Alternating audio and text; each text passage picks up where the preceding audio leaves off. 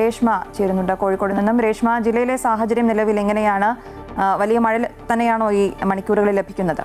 കനത്ത മഴയാണ് അശ്വതി ലഭിച്ചുകൊണ്ടിരിക്കുന്നത്. റെഡ് അലർട്ടിന് സമാനമായ ഒരു അവസ്ഥയാണ് ഇപ്പോൾ കോഴിക്കോട് ജില്ലയിലുള്ളത്. ഓറഞ്ച് അലർട്ടാണ് ജില്ലയിൽ, വടക്കൻ കേരളത്തിൽ ഉൾപ്പെടെ എല്ലാ ജില്ലയിലും ഇന്ന് ഓറഞ്ച് അലർട്ടാണ് പ്രഖ്യാപിച്ചിരിക്കുന്നത്. എന്നാൽ ഇന്നലെ രാത്രി മുതൽ കനത്ത മഴയാണ് കോഴിക്കോട് ഉൾപ്പെടെ എല്ലാ ജില്ലകളിലും ലഭിച്ചിരിക്കുന്നത്. വയനാടും ഇതേ അവസ്ഥയാണ്.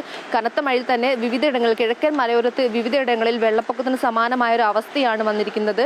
ഇവിടെയുള്ള പുഴകളൊക്കെ നിറഞ്ഞു കവിഞ്ഞൊഴുകുന്ന ഒരു അവസ്ഥയുണ്ട്. ഒപ്പം തന്നെ ഈ മതിലിടിയുക, അതുപോലെ തന്നെ മരം വീണ് ശക്തമായ കാറ്റിൽ മരം വീണ് അപകടം എന്നിവ ഉൾപ്പെടെ റിപ്പോർട്ട് ചെയ്തിട്ടുണ്ട്. ഇതിന്റെ വിശദാംശം നമുക്ക് ലഭിച്ചിട്ടില്ല.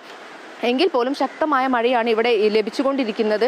നമുക്കറിയാം, ഇന്ന് കള്ളക്കടൽ പ്രതിഭാസം ഉൾപ്പെടെ കോഴിക്കോട് ജില്ലയിൽ പ്രഖ്യാപിച്ചിട്ടുണ്ട്. ഇതുകൊണ്ട് തന്നെ തീരപ്രദേശത്തുള്ളവർ ജാഗ്രതാ നിർദ്ദേശം ഇവർക്ക് ലഭിച്ചിട്ടുണ്ട്.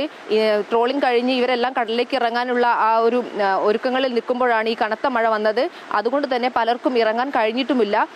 മലയോരത്ത് നോക്കുമ്പോൾ നമുക്കറിയാം, ഈ തിരുവമ്പാടി മേഖലയിൽ ഉൾപ്പെടെ കനത്ത മഴയിൽ തന്നെ ഈ വെള്ളപ്പൊക്ക സാഹചര്യമുള്ള മേഖലയിൽ നിന്നും ഉരുൾപൊട്ടൽ സാഹചര്യമുള്ള മേഖലയിൽ നിന്നും ആളുകളെ താൽക്കാലിക ക്യാമ്പുകളിലേക്ക് ഇന്നലെ രാത്രി തന്നെ മാറ്റിയിരുന്നു. ചെറിയ കുടുംബങ്ങളെ ഉൾപ്പെടെയാണ് സ്കൂളുകളിലേക്ക് ഉൾപ്പെടെ മാറ്റിയിരിക്കുന്നത്. ഇന്ന് മഴയുടെ സാഹചര്യത്തിൽ, ഓറഞ്ച് അലർട്ടിന്റെ സാഹചര്യത്തിൽ തന്നെ ഇവിടെ കോഴിക്കോട്, വയനാട് സ്കൂളുകൾക്ക്, പ്രൊഫഷണൽ കോളേജുകൾ ഉൾപ്പെടെ അവധി പ്രഖ്യാപിച്ചിട്ടുണ്ട്. മഴ ശക്തമാകുമെന്നുള്ള ഒരു അറിയിപ്പാണ് ലഭിച്ചിരിക്കുന്നത്. ഒപ്പം തന്നെ ഈ മേഖലയിലെ ടൂറിസം ഉൾപ്പെടെയുള്ള വിലക്ക് ഏർപ്പെടുത്തിയിട്ടുണ്ട്. മഴ ഇനിയും തുടരും. ഈ പ്രദേശത്ത് കനത്ത കാറ്റ് വീശുന്നുണ്ട്. ഇതുകൊണ്ട് തന്നെ മരം വീണു എന്നുൾപ്പെടെയുള്ള റിപ്പോർട്ടും ലഭിച്ചിട്ടുണ്ട്.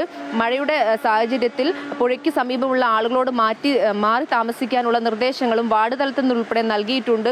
ഈ കടലോരത്തുള്ളവരോടും മാറി നിൽക്കാനും, ഉയർന്ന തിരമാലയ്ക്ക് സാധ്യതയുള്ള ഇവരോടും മാറി നിൽക്കാൻ വേണ്ടി കോർപ്പറേഷൻ ഉൾപ്പെടെ നിർദ്ദേശം നൽകിയിട്ടുണ്ട്. അശ്വതി.